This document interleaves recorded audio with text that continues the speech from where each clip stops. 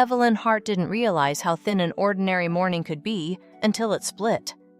The kettle clicked off the last bite of toast cooled on a plate, and sunlight laid a pale stripe across the kitchen floor. She wiped her hands on a dish towel, reached for her phone without thinking, and opened her banking app the way you glance at the sky before stepping outside, pure habit, nothing more. Numbers populated the screen, then emptied. At first, she thought the app hadn't finished loading. She refreshed. The wheel spun, stopped, and delivered the same merciless answer: 0. Not low balance, not insufficient funds. 0. Evelyn didn't speak. She didn't even breathe for a few seconds. The silence in the kitchen thickened around her the way fog wraps a harbor, soft, quiet, suffocating. She closed the app and opened it again, as if repetition could coax a different truth out of the same data. The result didn't budge. Checking 0. Saving 0. Emergency fund she'd padded through decades of careful, unshowy discipline swept clean. Glitches happen, she told herself. Systems burp. She checked the other accounts tied to her name, the small certificates of deposit, the travel savings she'd kept for a trip she never quite took. Empty? Empty? Empty. The towel fell from her hand to the counter. Shame, not fear, stung, first an absurd reflexive embarrassment, as if she'd been caught being careless with something precious. But Evelyn Hart was not careless. Her life as a single mother, who learned to make one paycheck behave like two, had been built on lists and prudence on receipts folded neatly into labeled envelopes. And there was only one other person who had ever had access to any of those accounts. Bella. Her daughter's name formed in her head before she let herself think it. Bella Hart, the baby. Evelyn had carried alone, the girl she taught to tie her shoes and braid her hair, and read receipts like they were secret codes. Evelyn had added Bella to one account years ago, just in case she'd said at the time and meant it. Life is a storm, you tether the things you can. What she had not planned for was the tether becoming a siphon. A memory rose Bella as a small child with skinned knees. Bella, at 17, crying and over a boy who forgot to call Bella, at 22 triumphant, with a lease in her hand and not nearly enough in her bank account to honor it. I'll cover the deposit, Evelyn had told her, swallowing the lecture even as it pressed against her teeth. Over and over, when the ground tilted under Bella's feet, Evelyn stepped in. That's what mothers do, she told herself.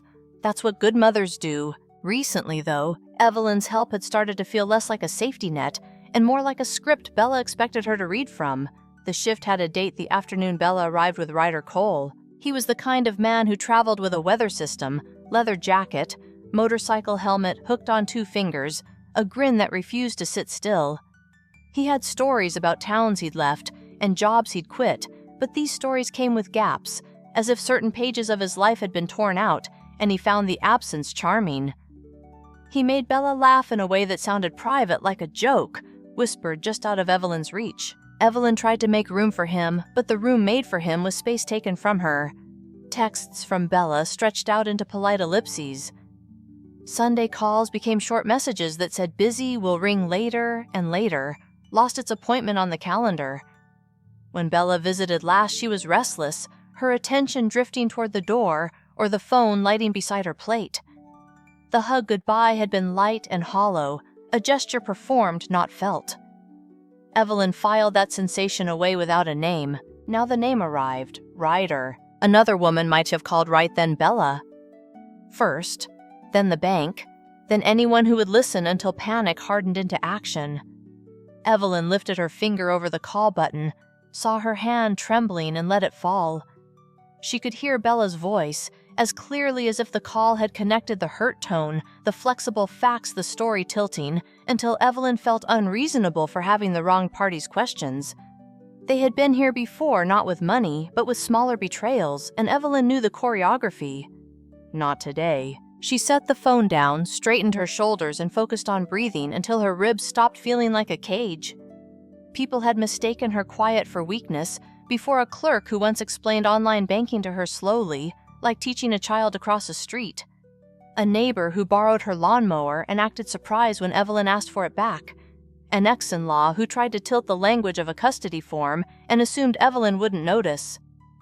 They learned, Evelyn moved through the kitchen without hurry, placing the butter back in the fridge, rinsing the mug. The ordinary motion steadied the room. When she sat, she opened a drawer and pulled out a spiral-bound notebook, the one she used for lists that mattered. On a fresh page, she printed a single word: accounts. Underneath, she wrote every number she knew by heart, then the names of branch managers she had spoken to over the years. Another heading: access. She wrote Bella and circled it once. The circle was not an accusation, it was a fact. Memory didn't provide only sentiment now, it carried data. Over the past month, Bella had been too busy to stop by at least 4 times. Evelyn penciled in the dates and the reasons: overtime, car trouble, a migraine. Each was plausible on its own, together they looked like camouflage. She added the small, glittering anomalies that had snagged her attention. Ryder's motorcycle had upgraded from battered to sleek, without the weeks of saving toward something big that Bella used to narrate. He wore a new watch that did not look like a mall purchase. Bella's photo stream, once steady with casual snapshots, had thinned to almost nothing, then gone dark. Taking a break from socials, she'd said, and laughed it off. Evelyn didn't laugh now. There had been the night Evelyn showed up at Bella's apartment with a container of chicken noodle soup because the migraine worried her. She reached the door and froze, not at the silence, but at the sound: low voices, quick, urgent. A phrase filtered through: making a move soon. She told herself they were apartment hunting or planning a trip. She left the soup text at a heart and walked back to her car, feeling odd and old-fashioned, the way people feel when the world they know has changed a rule without telling them. Evelyn turned to a new page. Patterns, she wrote. She drew columns: date, excuse, citing, purchase. Into the grid she placed what she knew: the skipped calls, the shadowed photos, the new objects that had appeared on Ryder as if conjured. The grid did not tell a full story, but it told enough to erase the generous edits she had made in her head. She opened her laptop, exhaled, and went searching. Bella's accounts were gone. Ryder's were scrubbed. People forget that the internet is shaped like a web. Clean one thread, and another catches you. A mutual friend had posted a grainy nightclub photo 2 nights earlier, pouring sparkle over a crowded background. Evelyn's gaze slid past the obvious subjects and landed on what gleamed behind them: Bella, wearing the slim gold necklace Evelyn had given her for her 21st birthday. Lost last winter, Bella had said, and Evelyn had believed her because trust had always felt like the cheaper option until the bill came due. Evelyn took a screenshot and saved it to a folder she named plainly Notes. She found 2 more images by following tags, the way you follow footprints across shallow snow. Easy to lose if you glance away, simple to read if you keep your eyes on the ground. The pictures were nothing like evidence in a courtroom, but everything like evidence for a mother who knew the shape of her daughter's shoulders when she leaned into a man. She closed the laptop and listened to the house. The refrigerator hummed. A delivery truck sighed somewhere down the street. Sunlight moved the width of a tile. The quiet pressed again, but this time it felt like a blank page rather than a wall. She made coffee, not because she needed it, but because the ritual wrote order into the afternoon. The bitterness steadied her mouth. Panic is useful if you're being chased. Strategy is useful if you mean to hunt. She rinsed the mug dried. It put it on the same shelf where it had always lived, then returned to the notebook. On a fresh page, she wrote next and underlined it twice. She listed what was within reach. Call the bank's fraud line, ask for detailed transaction histories, not summaries. Confirm whether cash withdrawals had been made from unfamiliar ATMs. Check whether notifications on her accounts had been rerouted. Change passwords. Note dates. Collect screenshots. Print nothing yet. She added in smaller script, do not alert Bella. Do not alert Ryder. The temptation to call to demand an explanation that would not satisfy rose and fell like a wave that could not quite reach the shore. Evelyn allowed it to crest and break. She would call the bank soon, but not with her voice running ahead of her. She would keep her movements narrow, invisible from the outside. People make mistakes when they believe you are standing still. Evelyn flipped back to the first page and ran her palm over the word accounts until the paper warmed under her skin. When she lifted her hand, the letters looked steadier. She felt steadier. The life she had built, the careful scaffolding of it, had been shoved. She could feel the sway. But scaffolding is meant to bend and hold. She would hold. She capped her pen. On the counter, her phone buzzed with a marketing text.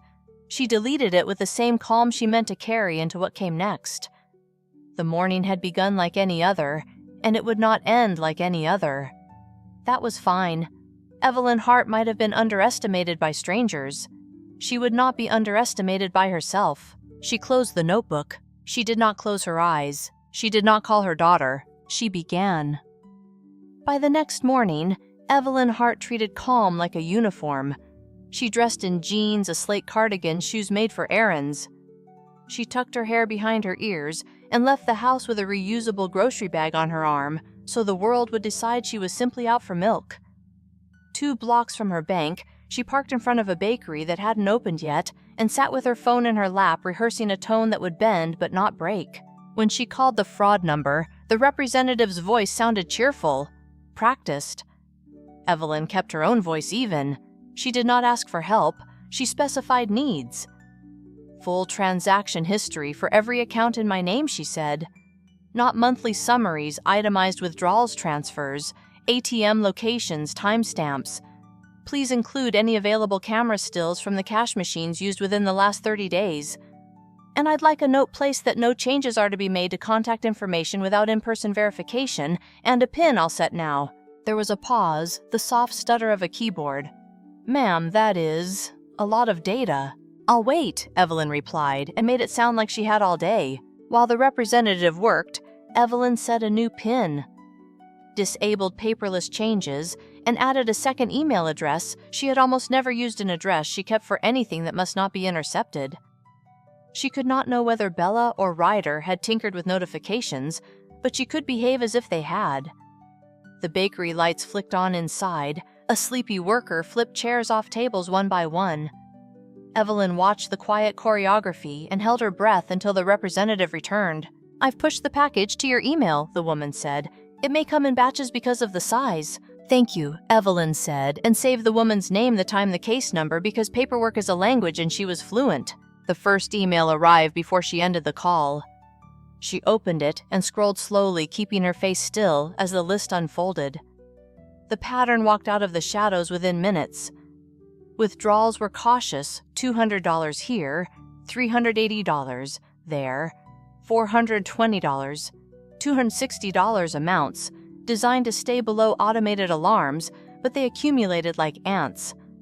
What concerned Evelyn more than the sums were the locations. Her city. A town 3 hours away. Another 3 states over. Then another farther still. She paged down and found card-present purchases of prepaid phones, 3 in total, each bought near a terminal of some sort. A second email dropped into her inbox. ATM images. She opened the first file and widened the frame with her fingertips. The photograph was ordinary, the way surveillance always is, a grimy rectangle of late-night light, a machine with a scratched panel, a pair of people whose lives had boiled down to a few captured seconds. Bella stood slightly past the camera's angle, her profile soft, her mouth tilted as if halfway to a laugh. Next to her, Ryder fed bills into a wallet, the barbed loop of ink around his forearm unmistakable even in blur. The old pain would have pressed at another mother then. Evelyn let a different sensation through fuel, not fire heat, without smoke. She forwarded the files to the quiet email and deleted the originals from her phone. She also opened her account settings and switched off every push alert. Then she turned on a new set that would whisper only to the quiet address. If Bella still had some window into the account, that window would show nothing but blank sky. The bakery unlocked its door. A woman with a flour dust apron propped it open and swept the threshold. Evelyn thanked the fraud representative, ended the call, and allowed herself one deep breath before she tapped into the second set of images. The timestamps mattered, so did the radius between them. One capture arrived from a machine in a city in Ohio. 31 hours later, another withdrawal posted from Missouri. Evelyn pulled the map app open and measured with her eye. It was not that no one could drive that fast, it was that these two would not. They hadn't been driving consistently at all. They had been skipping. A bus or a train, she thought. Something that lets you fold into the noise and sleep while the miles change under you. She did not feel triumphant at the clarity. She felt the way a mechanic feels when a rasping engine finally tells the truth. This isn't sorcery, it's a system. She started the car, circled the block to be sure no one followed. Old habit newly earned, and drove not home but 3 doors down from home, where a brown bungalow sagged into its porch like a tired horse. A brass lawn ornament shaped like a heron stood watch over the flower beds. On the porch swing sat Ruth Navarro, who had once known every intercity bus schedule by memory and still retired, or not loved a puzzle more than she loved her own nap. "You sound like you've got bark under your shoes," Ruth said when Evelyn stepped onto the porch. "I have a pattern," Evelyn said, setting a manila folder on the table. She poured the contents like a deck of cards. Withdrawals. Camera stills a sheet with time and place in neat columns. "I need your eyes." Ruth adjusted her readers and leaned in. She did not ask for backstory. She respected the dignity of homework. She traced a finger down the timeline. "Not a car," she said almost at once. "Gaps are too weird. See here, late Tuesday night in Ohio, then early Thursday in Missouri, then 2 days dead, then another cash pull a state and a half west. They're buying tickets in pieces. If they're clever, they're using fake names and cash. If they're lazy, they're reusing a pattern. We can't get internal records," Evelyn said, "but public schedules tell you enough." Ruth finished. She pushed her laptop forward and opened a battery of tabs faster than most people find a homepage. She toggled through sheets as if she were back at the depot head, tilted, muttering the way some people pray. "Here we are," she said, finally tapping the screen.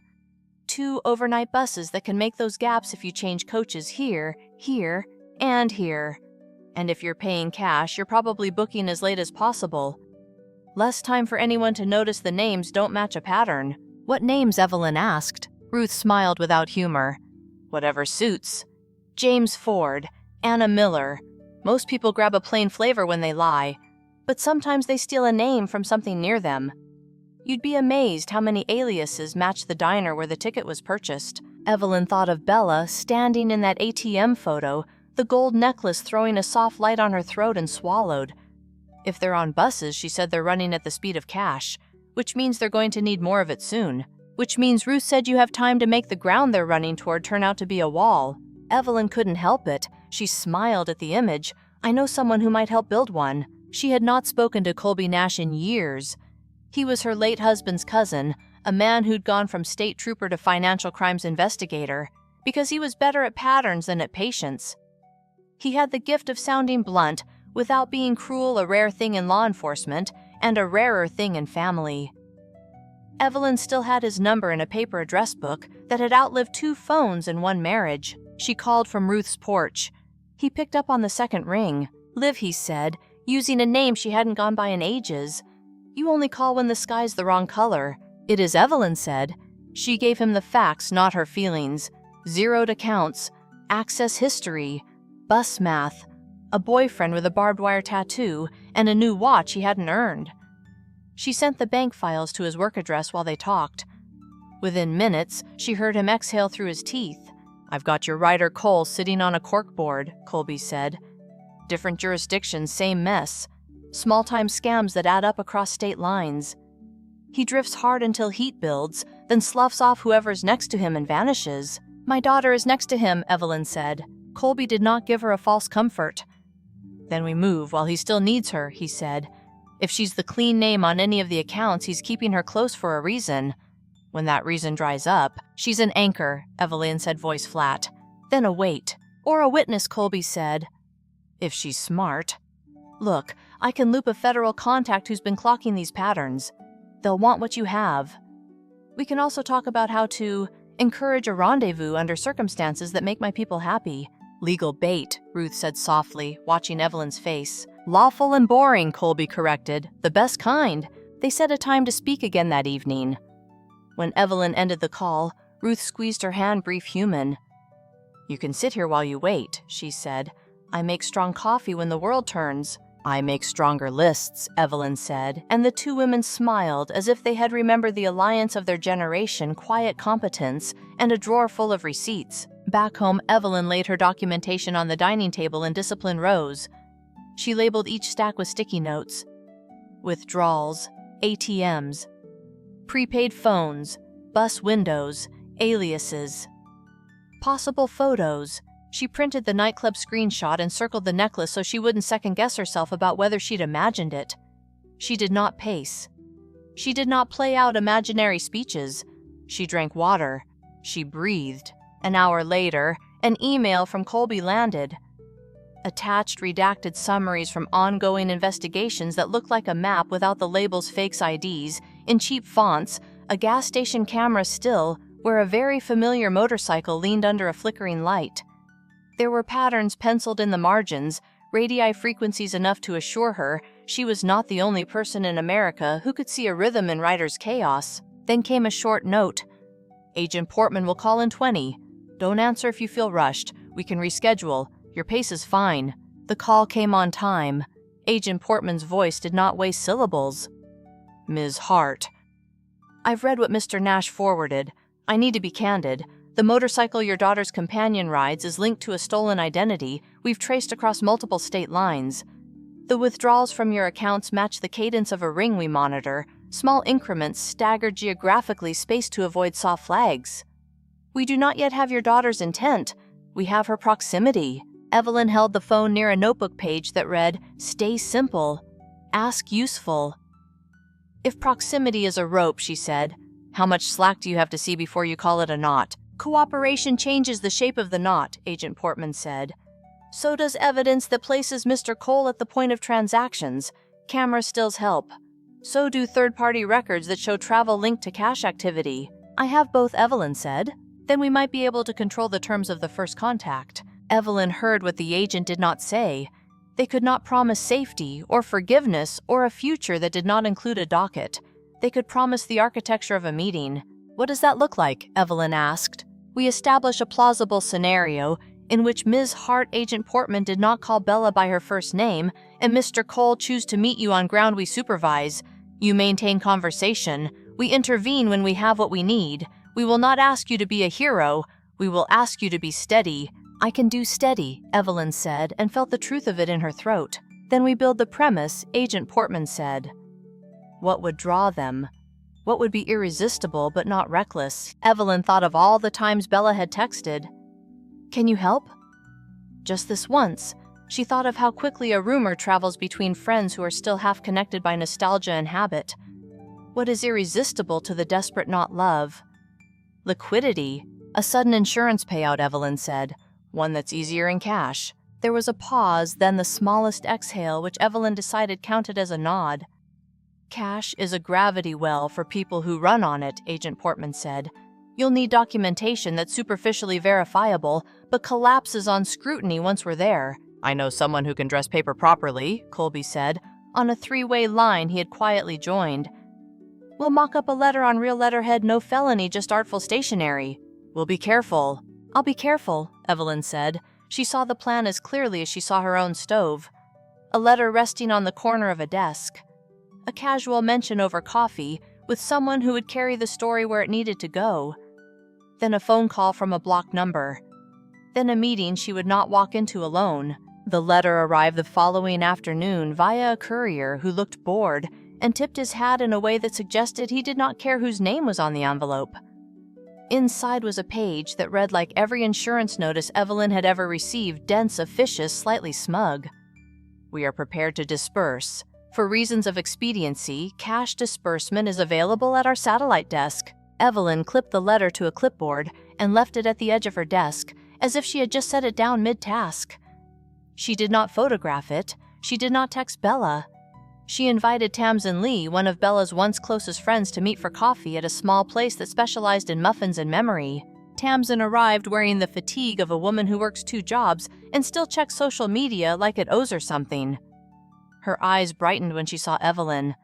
It's been forever, she said, and meant since before Ryder. Evelyn did not bring a script. She brought a mood. She held the clipboard in her hand as if it were heavier than it looked, and said as if embarrassed, I've had an odd bit of luck. I don't want to talk about loudly. Tamsin laughed, leaning forward on cue.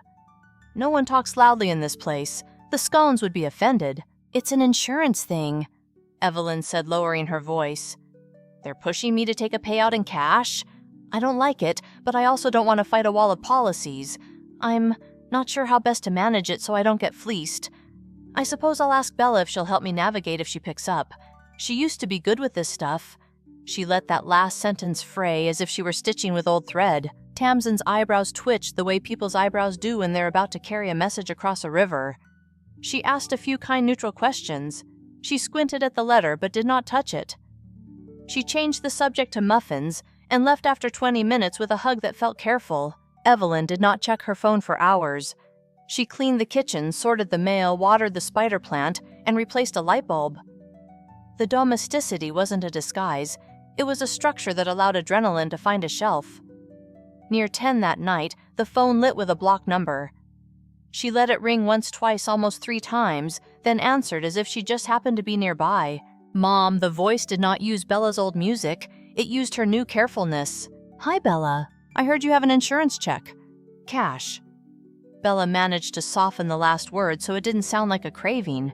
"That's what they say. Do you want me to?" A small breath. "I could help you with it. You know how people are. They take advantage." "I do," Evelyn said. "Where did you hear? Does that matter?" "It matters who's listening." Silence stretched, then snapped. "Can we meet?" Bella asked. "Day after tomorrow." "Somewhere no one knows you. There's a cafe on Mercer, the Maple and Slate." 2 o'clock, Evelyn said as if this were an appointment with a notary. 2, Bella repeated. "I'll be there." Evelyn did not ask, "Will he?" She did not say, "Come alone." She ended the call and sat very still until the quiet in the house thinned enough for her to move through it. She texted Colby they bit Maple and Slate 2 days 2 p.m. His reply was immediate. "We'll stage it. Plain clothes inside a unit nearby. Agent P will coordinate. You keep conversation normal. We step when we have to." Normal. Evelyn placed the word on her tongue and found it tasted like the way she had rinsed the breakfast plate yesterday morning before she knew she was about to become a different version of herself. She could do normal. She could even do warm if it meant keeping Bella seated long enough for the process to close its hands. The next day was logistics. Agent Portman called to discuss floor plan sightlines, the fact that the back table by the coat rack gave the clearest view of the entrance and was farthest from the kitchen. Fewer people moving behind her, fewer surprises. Evelyn walked past the cafe twice to memorize the street. An antique shop sat to the left. A bike rack angled toward the curb. A florist across the way displayed buckets of late tulips that had given up on spring and settled for being beautiful anyway. She practiced what she would carry her phone, a slim folder, with the mock letter, and a few blank deposit slips, her wallet, with only the cards she needed, a small notebook with a shopping list on the first page, so anyone peeking would find nothing worthy of interest. She left her jewelry at home. She looked like a woman on an errand. She would be a woman finishing one. On the morning of the meeting, Evelyn ironed her cardigan for no reason but order. She ate a banana. She watered the spider plant again, though it didn't need it. She told herself what she had told herself since the first 0 appeared on her phone. "You are not here to be applauded. You are here to be accurate." Colby texted once more just before noon. "Remember, you owe your daughter clarity, not rescue. Be polite. Be brief. Let us do our job." Evelyn tucked the phone away and looked around her house. The mug she had favored for years sat clean in its place. The notebook with the word accounts on the first page lay closed on the desk. The air carried the simple smells of a life she had built without permission and without applause. If fear rose, it would find nowhere to sit. At 1:45, she left for the Maple and Slate. She arrived 5 minutes early, not because she wanted to wait, but because she wanted to watch the room become itself and then absorb her. The cafe smelled like burnt espresso and buttered sugar. A chalkboard menu listed drinks that tried too hard. People tried too hard to pronounce them. A woman near the window scrolled through her phone with a patience that might have been rehearsed. A man in a baseball cap turned the pages of a newspaper, as if those pages still ruled the day. If she had not known better, she would have missed the small communications, the way the woman near the window looked up when someone entered and then back down, the way the man's eyes flicked to the mirror behind the barista every few minutes. People doing nothing look like everyone. People doing their jobs look like everyone too. Evelyn took the back table by the coat rack, set the slim folder on the center line of the wood, and wrapped her hands around a mug she didn't intend to finish. She felt her pulse and found that it had decided to behave. She thought briefly of Bella at 6, at 13, at 20, of the child who had called in tears, of the young woman who had laughed off responsibility like a coat she believed a warmer season would not require. She loved that child. She refused here and now to compromise for the woman. She looked at the door and imagined how the afternoon would unfold. She imagined not the rush of triumph, but the steadying of a table that had wobbled for months. She imagined hands that belonged to strangers doing the part of the story she could not do legally or ethically herself. She imagined, and then she stopped imagining, because soon there would be nothing left to imagine. Soon the door would open. Soon someone would say her name. Soon the plan would leave the page. She set the mug down and allowed herself a single quiet thought that felt like a prayer that did not ask for anything. Let the truth be enough. Outside, a delivery truck sighed to a stop, then moved on. The barista hissed milk into foam. A flower seller crossed the street with a crate of wilting tulips. In the doorway, the bell lifted its voice for a moment and then forgot it had been rung. Evelyn straightened the folder. She did not rehearse. She did not reach for her phone. She waited with a dignity she had earned. The room held its breath with her and held. The maple and slate smelled like scorched espresso and warm bread, a comfortable disguise for the kind of afternoon that changes families. Evelyn Hart took the back table near the coat rack, the seat that gave her a view of the door and the mirror behind the counter. No jewelry. A slim folder in reach. Two strangers who were not strangers, plain clothes, pretended to read and scroll. At 2:07, the bell chimed. Bella stepped in first. Her hair was pulled into an impatient knot. The sweatshirt she wore had lost its color to too many laundromats. A beat later, Ryder Cole slid in behind her, scanning the room like a man who never sits with his back to anything. The barbed ink on his forearm peeked from a frayed cuff. "Mom," Bella said, her voice small in the noisy room. "Hi," Evelyn answered, steady. She pushed the spare chair out with her foot. Ryder took it without asking. Bella glanced at the folder. "Tamsin said you had something to manage." "An insurance matter," Evelyn said. "They want to make it cash. I don't like being hurried." She let her eyes move from Bella to Ryder and back, as if confirming that the conversation had the right audience. Ryder leaned in a smile that didn't warm his eyes. "We can keep you from getting taken. Lots of sharks out there." "I've met a few," Evelyn said, not moving. Then the air changed. The man with the baseball cap folded his paper. The woman near the window stood as though stretching. Badges flashed brief bright, and the room inhaled. "Mr. Cole," the woman said, voice level. "We need you to come with us." Ryder didn't curse. He tried to stand and found a hand already at his wrist. For a beat, he looked not surprised, but insulted, as if the script had failed him. The barista froze with a pitcher of milk in midair. A couple at the window pretended to stare harder at a menu. "What is this?" Bella half rose, then looked to her mother, as if the answer might be printed on Evelyn's face. "It's the part where the story stops lying," Evelyn said softly. They guided Ryder to his feet. The cuffs clicked with a sound softer than television makes it. He turned his head, found Evelyn's eyes, and narrowed his own the way some people memorize a face to blame later. Evelyn did not blink. When the door swallowed him and the sedan drifted from the curb, the cafe resumed the business of being a cafe. Hissing steam plates clinked too loudly by people pretending not to listen. Bella's chair creaked as she sat, then stood, then sat again. "They said they just want to ask questions," she whispered, as if volume could change the category of what had happened. They didn't. "I'm not Mom. I need." Evelyn gathered the folder, aligning its edges. "You need a lawyer," she said, "and a place to sleep that isn't attached to his name. Will you help me?" The question arrived on old rails, the middle of the night tone, the muscle memory of rescue. Evelyn took a breath that did not tremble. She thought of the zeros on the app screen of the ATM stills of the night she had called herself overprotective in order to feel useful. Love that refuses a boundary is not loyalty, it is erosion. "Not this time," she said, even and kind. "I won't fund your consequences or chase you to soften them. I will, however, not stand in your way if you finally stand for yourself." "You're my mother." "I am," Evelyn said, "and I am also a person who has spent years being used as a solution. That ends here." For a moment, Bella looked 10 years old, eyes glossed, mouth set to argue, then unsure what line would work.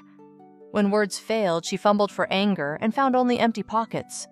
"Where am I supposed to go?" she asked. "You'll figure it out," Evelyn said. "You are still capable." She left the cafe without drama, without looking to see whether anyone was watching her exit. Outside, the light was the same light as when she'd walked in. The world does not dim itself for your revelations. That's your job. 2 weeks slid by with the plain regularity of laundry and bills. On a Tuesday, Colby Nash called with the kind of report that wears iron shoes. "We got him," he said. "Fraud, identity theft, interstate transactions. A stack, not a pebble." And Bella Evelyn asked. "Cooperating," Colby said. "Your accounts are frozen during the workup, but the fraud policy will reimburse a portion." "Not all." "Enough?" Evelyn asked, and heard how modest the word tasted. "Enough to breathe," Colby said. "Not enough to pretend it didn't happen." After they hung up, Evelyn boxed the paperwork she had lived with for weeks. Statements, printouts, the mock insurance letter with its officious tone, and slid the box to the top shelf of the hall closet. Not to forget, just to permit silence. The house took a deep breath with her. A week later, a letter arrived in handwriting she could have recognized in the dark. "Mom." The single page said Bella was at a women's shelter, that she was sorry, that she wanted to do better, that she didn't have the words for all the things she should name. No request for money, no promise grander than "I'm trying." Evelyn read it twice, then reached for a notepad. She wrote 3 lines, the number of a legal aid clinic, the address of a workforce program, and the location of a counseling service that didn't ask for insurance up front.